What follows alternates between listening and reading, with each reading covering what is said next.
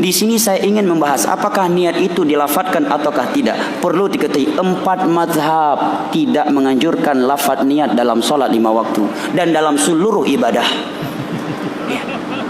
Jelas ya? Kalau tidak tahu, jangan katakan tidak ada. Kalau dikasih nasihat diberitahu, terima para jemaah, jangan keras kepala.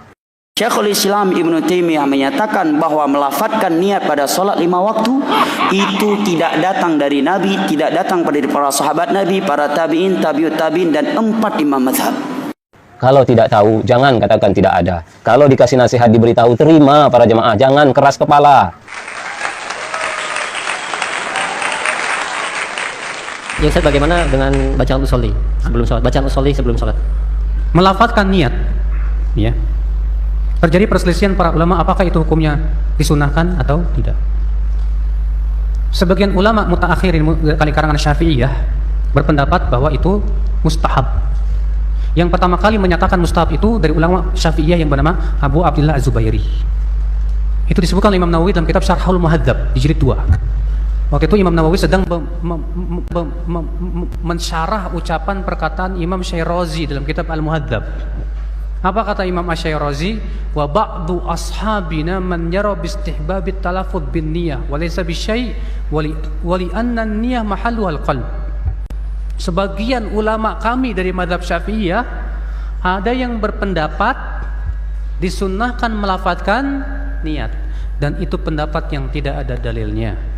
Kalau tidak tahu, jangan katakan tidak ada. Kalau dikasih nasihat diberitahu, terima para jemaah, jangan keras kepala.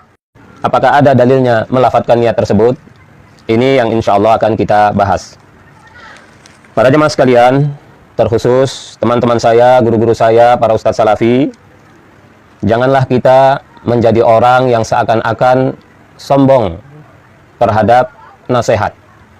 Ketika disampaikan penjelasan para ulama salaf, fatwa para ulama salaf dalam berbagai masalah yang beda dengan keyakinan kita, termasuk masalah melafadzkan niat, janganlah kita mengatakan itu kan pendapat ulama, kita ikut dalil, bukan ikut ucapan ulama. Para jemaah, jangan terlalu sombong. Kalau banyak ulama ahlus sunnah berpendapat, apalagi mayoritas ulama ahlus sunnah salaf berpendapat, maka jangan pernah menganggap itu tidak memiliki dalil, termasuk dalam masalah melafadzkan niat. Ada satu hal yang perlu kita luruskan. Cukup sering para ustadz-ustadz kita, para ustadz salafi cukup sering terkait melafadzkan niat mengatakan bahwa tidak ada satupun dalil yang sahih Nabi melafadzkan niat ketika akan sholat.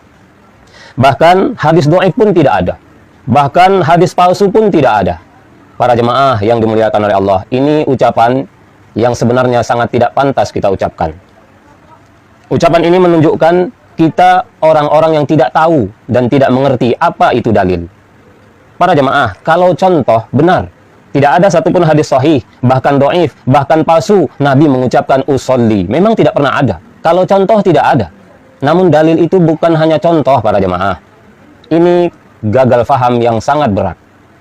Sudah kita bahas di kajian kedua, ketiga, dan keempat, bahwa dalil sama sekali bukan hanya contoh. Namun qiyas kepada dalil sahih yang lain juga dalil. Dalil umum juga dalil. Dalil itu tidak hanya contoh para jemaah. Termasuklah masalah melafadzkan niat. Ternyata dalilnya banyak. Hadis sahih, Nabi melafadzkan niat di beberapa ibadah. Itulah yang dikiaskan oleh para ulama ahlus sunnah, ulama salafi, untuk membolehkan, bahkan menganjurkan melafadzkan niat sholat dan lain-lainnya. Kita lihat dalilnya. Pertama, hadis riwayat Muslim dari sahabat Anas bin Malik. Kata sahabat Anas, sami'tu an-nabiyya sallallahu alaihi wasallam yaqul, labbaika umratan wa hajjan. Kata Anas bin Malik, aku telah mendengar Nabi sallallahu alaihi wasallam bersabda, mengucapkan, aku sambut panggilanmu ya Allah, labbaika umratan, untuk umrah, wa hajjan, dan untuk haji. Ini dalilnya. Nabi di sini melafadzkan niat. Kata siapa? Kata Imam As-Suyuti dalam kitab beliau Syarah An-Nasa'i. Imam As-Suyuti mengatakan kalimat umratan wa hajjan, nasab baris atas, itu karena ada kata kerja yang tersembunyi. Ini yang belajar bahasa Arab ngerti. Apa yang tersembunyi? Yang tersembunyi adalah uridu au nawaitu. Jadi artinya Nabi mengatakan, kusambut panggilanmu ya Allah, aku ingin umroh, aku berniat umroh, aku ingin haji, aku berniat haji. Maka ini adalah melafadzkan niat. Syekh bin Baz dalam fatwa beliau mengatakan, an-niyatu mahalluhal qalbu wa yustahabbu ma'a dhalika ay yatalaffadha fa yaqulu Allahumma labbaika hajjan hatta yu'akkida ma fil qalbi bil lafzi.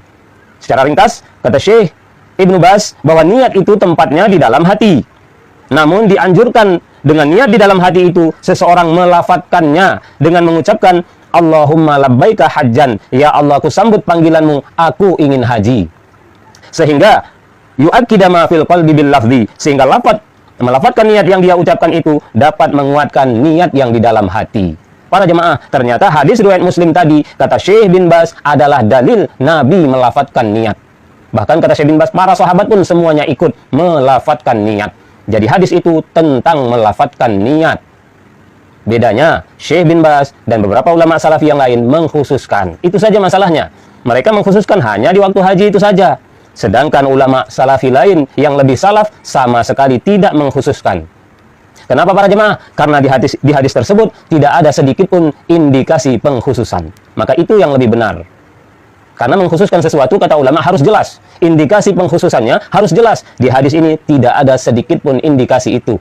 Nabi mengucapkan labbaika umratan, labbaika hajjan, selesai. Tidak ada sedikit pun indikasi pengkhususan. Tidak ada. Berarti ini bimbingan dari Nabi, ibadah itu niatnya boleh dilafatkan. Dalil kedua, hadis riwayat Abu Daud disahihkan oleh Syekh Al-Albani rahimahullah, yaitu tentang menyembelih hewan kurban. Dari sahabat Jabir, dzabaha, bahwa anna Nabiya sallallahu alaihi wasallam dzabaha yaumal 'idi kabsyaini, thumma qala bismillahi wallahu akbar, Allahumma hadza minka walak, Allahumma taqabbal minni. Kata sahabat Jabir bahwa Nabi sallallahu alaihi wasallam menyembelih di hari raya 2 kambing, hari raya kurban 2 kambing. Kemudian Nabi berucap dengan nama Allah, Allah Maha Besar, ya Allah, ini sembelihan darimu dan karenamu, walaka, karena engkau ya Allah, untuk engkau ya Allah terimalah sembelihan kurbanku ini. Hadis sahih riwayat Abu Daud. Para jemaah, Nabi mengatakan laka, ya Allah, aku menyembelih kurban ini karena engkau, dan itu niat para jemaah. Kita sering mengatakan sudah otomatis. Nabi itu menyembelih itu karena Allah, sudah otomatis, sehingga tak perlu diucapkan. Kenapa Nabi ucapkan? Karena Nabi ingin mengajarkan bahwa niat itu boleh diucapkan, bahkan dianjurkan. Sekali lagi para jemaah, bedanya, sebagian ulama salafi mengatakan khusus menyembelih kurban saja, padahal tidak ada indikasi pengkhususan sama sekali. Syekh Al-Fauzan dalam fatwa beliau mengatakan, at-talaffuzu bin niyyati la yajuz li'annahu minal bid'ah. Melafatkan niat itu tak boleh karena itu bid'ah. Benar, ini keyakinan Syekh Fauzan. Namun, kata beliau, tidak boleh melafatkan niat illa fi mas'alataini, kecuali di 2 masalah saja. Yang pertama, indal ihrami bin nusuki, ketika ihram ingin melaksanakan manasik umroh dan haji. Tadi, itu 1, melafatkan niat. Labbaika umratan au labbaika hajjan. Dia mengucapkan, kusambut panggilanmu ya Allah, aku ingin umroh, aku ingin haji. Watraniyah, dan yang kedua, inda dzabhil hadi awil udhiyati awil aqiqati, ketika menyembelih hewan kurban ketika haji, atau hewan kurban di hari raya haji bagi yang tidak haji, awil aqiqah, atau ketika menyembelih hewan akikah. Para jemaah yang dimuliakan oleh Allah, ternyata 2 hadis tadi dalil yang sangat jelas, kata ulama salafi ahlus sunnah, Nabi melafatkan niat. Bedanya, sebagian ulama mengkhususkan, seperti Syekh Fauzan mengatakan bahwa melafatkan niat hanya boleh di 2 kasus itu saja. Sedangkan ulama salafi yang lebih salafi lagi, yang sudah kita bawakan dalam pertemuan yang lalu, mengatakan tidak khusus. Boleh itu untuk menguatkan yang di dalam hati. Dalilnya 2 hadis sahih. Maka belajarlah para jemaah, tambah wawasan, tambah ilmu. Kita ini, para ustadz kita, walau belajar lama di luar negeri, bahkan ada yang gelarnya LC, MA, doktor, masih dangkal ilmu kita para jemaah, masih dangkal. Jangan merasa sudah hebat, terus memberi kesimpulan-kesimpulan tanpa mau mendalami lagi. Memang sebagian ulama berpendapat seperti itu. Namun belajarlah, kita seorang salafi. Katanya ikut dalil, tidak ikut ulama saja. Kalau ulama berpendapat, kaji. Pelajari, teliti apa argumentasi ulama itu. Jangan hanya membebek, mengikut saja. Para jemaah, lihat dalil mereka, hargai. Syekh bin Baz berdalil itu khusus. Sedangkan ulama-ulama lain yang sudah kita sampaikan, Ibnu Qudamah, Ibnu Muflih, para ulama-ulama besar Ahlus Sunnah tidak mengkhususkan. Dan tidak ada indikasi pengkhususan di dalil-dalil tersebut. Sehingga ini yang lebih kuat. Kenapa kita serang? Kenapa kita kesankan bahwa usolli dan semisalnya bukan salafi, bukan Ahlus Sunnah? Para jemaah, ini kekeliruan. Kemudian, yang cukup sering juga, sebagian ustadz-ustadz kita mengatakan, bahkan para imam madhab pun tidak pernah menganjurkan melafatkan niat. para jemaah, kalau tidak tahu lebih baik diam. Kaji terlebih dahulu. Benarkah ulama-ulama 4 mazhab tidak ada yang menganjurkan melafadzkan niat? Kok bisa semua ulama mazhab Syafi'i sepakat bahwa melafadzkan niat itu dianjurkan, yustahab? Apa mereka semua orang bodoh, para jemaah? Mereka jauh lebih berilmu dari kita semua, bahkan dari semua ulama salafi di zaman ini. Maka dalami, kaji, tambah wawasan. Jangan merasa cukup dengan ilmu dangkal yang ada pada kita. Seorang ulama ahlu sunnah, ulama besar ahlu sunnah salafi bermadhab Syafi'i, Imam Ibnul Muqri, dalam kitab beliau Al-Mu'jam, kata beliau, akhbarana Ibnu Khuzaimah, haddatsana Ar-Rabi'u, qala kana Syafi'i idza arada an yadkhula fi sholati qala bismillah muwajjihan li baitillah muaddiyan li fardillah azza wa jal, Allahu akbar. Seorang ulama besar ahlu sunnah, murid Imam Ibnu Khuzaimah, Imam Ibnul Muqri, dalam kitab beliau Al-Mu'jam mengatakan, menceritakan kepadaku Ibnu Khuzaimah. Kata Ibnu Khuzaimah, menceritakan kepada kami Ar-Rabi', murid Imam Syafi'i, teman dekatnya Imam Syafi'i, Ar-Rabi'. Kata Ar-Rabi', kana Syafi'iyu, adalah Imam Syafi'i, apabila hendak melaksanakan sholat, beliau berkata, berucap, bismillah, dengan nama Allah, muwajjihan li baitillah, menghadap rumah Allah, muaddiyan li fardillah, menunaikan kewajiban dari Allah. Baru beliau bertakbir, Allahu Akbar. Itu jelas melafadzkan niat, para jemaah. Beliau mengatakan, saya tegak ini menghadap rumah Allah, ingin menunaikan kewajiban. Itu otomatis, para jemaah. Sudah jelas Imam Syafi'i tegak itu, ia mau sholat, ia mau menunaikan kewajiban. Lalu kenapa diucapkan? Kan kata kita otomatis. Niat itu otomatis, tidak perlu diucapkan. Imam Syafi'i mengucapkan. Memang beliau tidak katakan nawaitu. Itu sama, para jemaah. Melafadzkan niat itu tidak mesti nawaitu. Usolli boleh. Usolli itu kan nggak ada kalimat nawaitunya. Itu niat juga namanya, melafadzkan namanya. Niat dalam hati terus dilafadzkan supaya kuat. Dan ternyata itu Imam Syafi'i yang mengajarkannya. Langsung beliau menganjurkan. Kata Imam Ar-Rabi, kana. Kalimat kana biasanya digunakan untuk sesuatu yang sering. Berarti Imam Syafi'i sering kalau mau sholat baca bismillah lagi. Bukan sekedar melafadzkan niat, ada tambahannya bismillah. Bid'ah lagi itu. Para jemaah, jangan gegabah. Ulama salaf asli, ulama salaf Imam Syafi'i, hidup di generasi salaf, mengajarkan salah satu cara sholat. Di antaranya boleh dilafadzkan untuk menguatkan. Jadi para jemaah, jangan kita salahkan kalau ada saudara kita kaum muslimin di Indonesia ini kemudian menuduh Ustadz Salafi ini suka berdusta. Kita tidak sanggup menyalahkannya, karena itu fakta, para jemaah. Fakta.